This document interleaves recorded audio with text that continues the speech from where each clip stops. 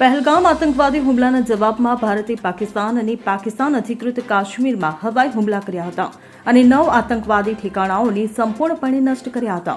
તે પછી પાકિસ્તાનની હિંમત ઓછી ન થઈ અને તેણે ભારતના સરહદી વિસ્તારોમાં માત્ર ગોળીબાર જ નહીં કર્યા પરંતુ ડ્રોન અને મિસાઇલ હુમલાઓનો પણ પ્રયાસ કર્યો, જેને ભારતની હવાઈ સંરક્ષણ પ્રણાલી દ્વારા સંપૂર્ણપણે નિષ્ફળ બનાવવામાં આવ્યા હતા.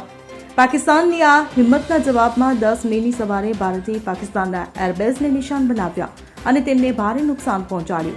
જો કે ભારતે પહેલા ફક્ત નુકસાન વિશે વાત કરી હતી, પરંતુ હવે આ હુમલાઓની સેટેલાઇટ તસવીરો સામે આવી છે જે નુકસાનની પુષ્ટિ કરી રહી છે.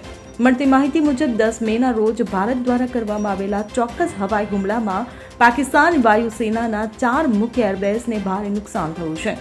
ભારતીય ખાનગી સેટેલાઇટ ફર્મ અને ચીની ફર્મ બહાર પાડવામાં આવેલી હાઈ રિઝોલ્યુશન સેટેલાઇટ તસવીરોએ હુમલાઓની અસરની પુષ્ટિ કરી છે. Bureau report CN24 news. હવે જુઓ દેશ દુનિયાની તમામ ખબરો તમારી આંગળીના ટેરવે. ઉઠાવો મોબાઈલ અને Google Play Store પરથી ડાઉનલોડ કરો અમારી CN24 ન્યૂઝ મોબાઈલ એપ.